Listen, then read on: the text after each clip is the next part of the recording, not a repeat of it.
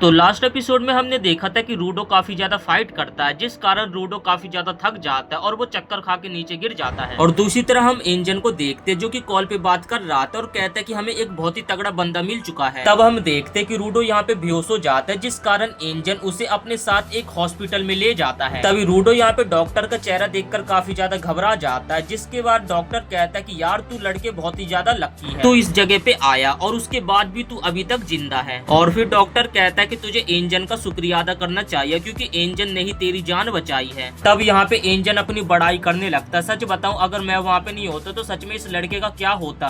तब यहाँ पे रूडो का इलाज हो जाता है और इलाज के बाद यहाँ पे रूडो एंजन से बोलने लगता है कि अब मुझे इस जगह के बारे में सारी इन्फॉर्मेशन बताओ। और वो कहता है कि मैं तुम्हारी टीम को भी ज्वाइन करने वाला नहीं हूँ क्योंकि मेरे पास बिल्कुल भी समय नहीं। तब एंजन कहता है कि तुझे पता ना तेरी हालत कैसी हुई थी, थोड़ा सा पहले अपने ऊपर ध्यान रख। इसके बाद सीन कट होता है और हम देखते हैं कि एंजन यहाँ पे रूडो को खाना खिलाने के लिए एक जगह पे लेकर आ जाता है। तब यहाँ पे एंजन बोलने लगता है कि मैं तुम्हें सारी इन्फॉर्मेशन बताऊंगा, लेकिन उससे पहले तुम्हें हमारे साथ चलना पड़ेगा। तब यहाँ पे रूडो बर्गर खाते हुए ये सोचने लगता है कि उसे तो लगा था कि यहाँ पे कूड़े कचड़े के अलावा कुछ भी नहीं मिलने वाला है, लेकिन रूडो ये देखकर एकदम हैरान हो गया कि इस जगह पे कूड़े कचड़े के अलावा भी एक पूरी की पूरी सिटी बसी हुई है। तब यहाँ पे एंजन रूडो को थोड़ी बहुत इस जगह के बारे में इन्फॉर्मेशन बताने लगता है। एंजन बताने लगता है कि ये एक ऐसी जगह है जहाँ पर कूड़ा कचड़ा काफी जल्दी विकसित होता है, एक तरीके से इमोशंस की तरह, और बाद में वही इमोशंस एक कचड़े मॉन्स्टर का आकार ले लेता है। और फिर वो बताता है कि तुमने जो पहले कचड़े मॉन्स्टर को देखा था वो ज्यादातर उसी जगह पे बसे रहते हैं।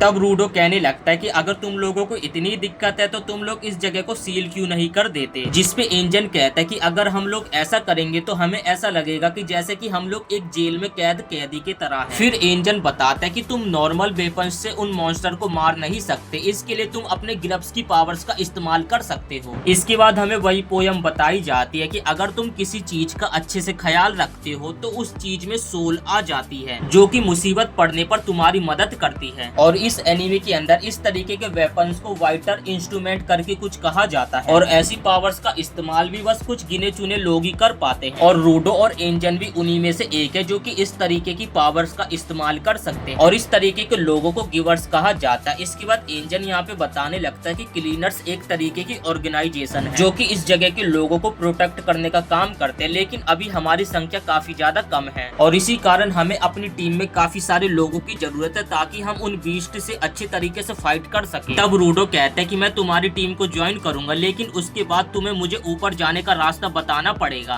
तब एंजन कहता है कि मुझे नहीं पता कि ऊपर कैसे जाया जाता है और मुझे ये भी नहीं पता कि मैं तेरे को ऊपर भेजने में तेरी मदद भी कर पाऊंगा, लेकिन मुझे पक्का पता है कि हमारे बॉस को इस बारे में कुछ न कुछ जरूर पता हो। तब रूडो कहता है कि इसका मतलब अब मुझे तुम्हारे बॉस से मिलना पड़ेगा। जिसके बाद एंजन यहाँ पे पूछता है कि ये तो बताओ तुम्हें ये ग्लव्स किसने दिए। तब रूडो उदास होकर कहता है कि ये ग्लव्स मेरे डैड ने मुझे दिया था और इसके अलावा अब मेरे पास कुछ भी नहीं है। तब एंजन कहने लगता है कि इन ग्लव्स का काफी अच्छे तरीके से ख्याल रखा गया जिस कारण इन ग्लव्स में सोल आ चुके हैं, तो तुम्हें अब इन ग्लव्स को और भी बेहतर तरीके से ख्याल रखना चाहिए। तब यहाँ पे रूडो हिचकिचाते हुए बोलने लगता है कि मुझे ये तुम्हें काफी समय पहले बोल देना चाहिए था, लेकिन तुमने अभी तक मेरे लिए जो कुछ भी किया उसके लिए तुम्हारा शुक्रिया। और अगर ऊपर जाने के लिए तुम्हारे क्लीनर्स को ज्वाइन करने के लिए मुझे कुछ भी रास्ता मिलता है तो मैं तुम्हारे क्लीनर्स को ज्वाइन करने के लिए तैयार हूँ। इसके बाद एंजन रूडो को उसकी पहली पेमेंट देता है और उसे कहता है कि तुम इन पैसों को अच्छे से खर्च करना और अच्छे से अपना ख्याल रखना। तब एंजन कहता है कि तुम्हें फिक्र करने की भी कोई भी जरूरत नहीं है क्योंकि तुम्हारे कपड़े को बेचकर ही मुझे ये पैसे मिले हैं। तब रूडो कहता है कि अबे तू पागल वागल है क्या, जब से तू मेरे लिए इतना सब कुछ कर रहा था तूने मेरे कपड़े बेचकर ही मेरे पैसों से ही मेरे को सब कुछ खिला रहा था। तब एंजन कहता है कि मैंने उन कपड़ों को इसलिए बेच दी, अगर तुम उन कपड़ों को पहने रहते तो तुम्हें कोई भी पहचान लेता। रूडो की यहाँ पे किस्मत इतनी ज्यादा बेकार होती है ना, यहाँ पे एक कैट दौड़ती हुई आती है जो कि रूडो की पैसों वाली पोटली को यहाँ से लेकर भाग जाती है। तब रूडो भी उस कैट का पीछा करते हुए एक गली के अंदर भागने लगता है और तभी उसे गली के अंदर एक डंडा दिखाई देता है जो कि रूडो उस डंडे को उठा लेता है और उस डंडे का यूज करते हुए यहाँ पे रूडो उस कैट को पकड़ लेता है, लेकिन ये डंडा किसी और का होता है जो कि वहाँ पे वो आदमी आ जाता है। और तब वो लड़का रूडो के पास आकर कहता है कि वो जो चीज दरअसल तुम्हारे हाथ में वो मेरा है। तब रूडो कहता है कि अरे भाई ऐसी बात नहीं है, दरअसल ये पैसे मेरे हैं। तब वो लड़का कहता है कि मैं पैसों की बात नहीं कर रहा हूँ, मैं उस डंडे की बात कर रहा हूँ जो कि तुम्हारे हाथ में है। तब वो लड़का काफी तेजी में रूडो के पास आता है और रूडो के हाथ से डंडे को छीन लेता है, लेकिन तभी रूडो उस लड़के के कपड़ों पे एक बैज को देखता है और वैसे ही बैज उसने एंजन के भी कपड़ों पे लगा हुआ देखा था। इसके बाद वो बंदा रूडो के ऊपर काफी ज्यादा गुस्सा हो जाता है और वो कहता है कि तुम्हें बिना परमिशन के किसी के भी वेपन को टच नहीं करना चाहिए था। इसके बाद वो बंदा यहाँ पे अपने वेपन को ट्रांसफॉर्म कर लेता है और कहता है कि मुझे लगता है कि तुम्हारी ट्रेनिंग को अभी स्टार्ट करना पड़ेगा, और तभी तेजी में रूडो के ऊपर अटैक कर देता है और इस हमले से रूडो बाल बाल बचता है। यहाँ पर हमला करते समय वो बंदा यहाँ पे रूडो का नाम लेता है, जिसपे रूडो कहता है कि आखिर तुम्हें मेरा नाम कैसे पता, जिसपे वो बंदा कहता है कि मुझे एंजन ने तुम्हारे बारे में सब कुछ बता दिया। इस बंदे का नाम जांका है, जो कि एंजन के तरह ही एक क्लीनर है। तब वो बंदा रूडो को सबसे पहले कहते है कि मैं तुम्हारे बिहेवियर को सुधारूंगा, क्योंकि तुम्हें किसी ने नहीं सिखाया कि चोरी नहीं करनी चाहिए। रूडो तभी एक्सप्लेन करने लगता है कि मैं चोरी नहीं कर रहा था, बल्कि मैं बस उस डंडे का इस्तेमाल करके उस बिल्ली को पकड़ रहा था। इसके बाद वो बंदा रूडो को कहने लगता है कि तुम्हारे माता पिता को तुम्हें अच्छी परवरिश देनी चाहिए थी, जिस कारण ही तुम यहाँ पे चोरी नहीं करते। रूडो का तो यहाँ पे दिमाग खराब होने लगता है। तभी रूडो को रेक्टो की बात याद आती है। रेक्टो ने उसे एक बार कहा था कि अगर तुम किसी को अपनी बात एक्सप्लेन करना चाहते हो तो तुम्हें अपने दिमाग को एकदम ठंडा रखते उस बंदे को अपनी बात एक्सप्लेन करना चाहिए।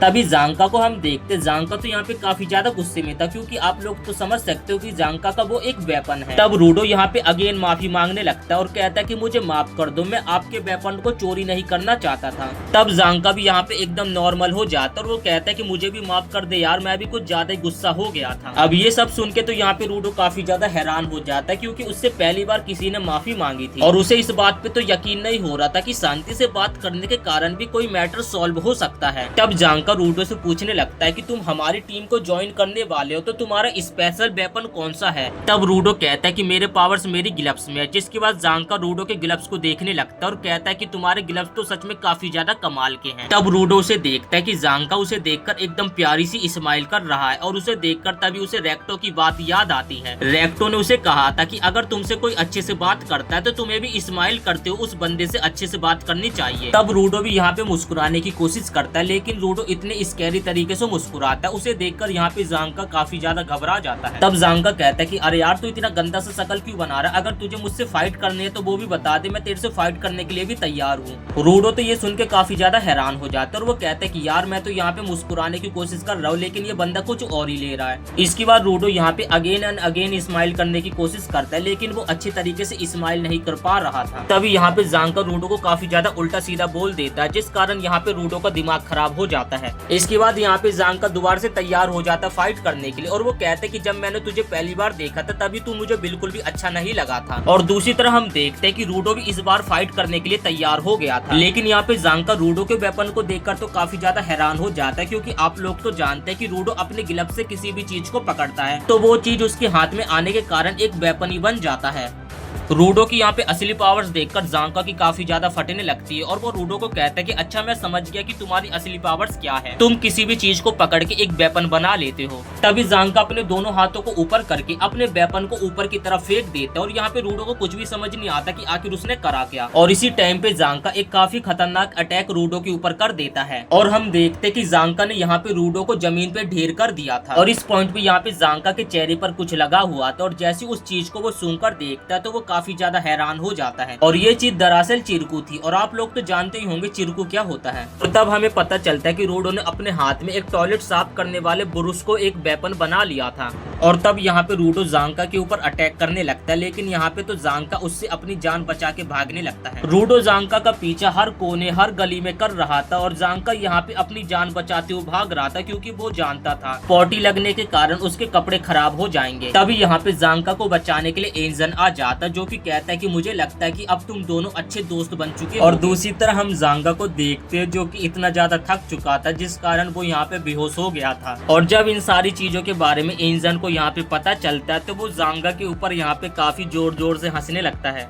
तब यहाँ पे एंजन कहने लगता है कि रूडो आज से तुम्हारा ट्रेनर जांगा जो कि तुम्हें वेपन्स को सही तरीके से यूज करने का तरीका सिखाएगा। तभी हम गाड़ी में एक और चौथे पर्सन को देखते हैं जो कि एक लड़की होती है जो कि पीछे गाड़ी में सो रही थी और तभी वो लड़की उठती है और रूडो के बालों को छेड़ने लगती है और कहते हैं कि तुम्हारे बाल तो सच में काफी ज्यादा अमेजिंग है। तभी यहाँ पे रूडो तो काफी ज्यादा हैरान हो जाता है क्योंकि उसके बालों को यहाँ पे एक लड़की छू रही थी और आप लोग तो जानते हैं कि रूडो लड़कियों से कितना ज्यादा शर्माता है। और इसी के साथ ये एपिसोड यहीं पे समाप्त हो जाता है। वीडियो पसंद आए तो वीडियो को एक लाइक करके चैनल को सब्सक्राइब जरूर से कर देना।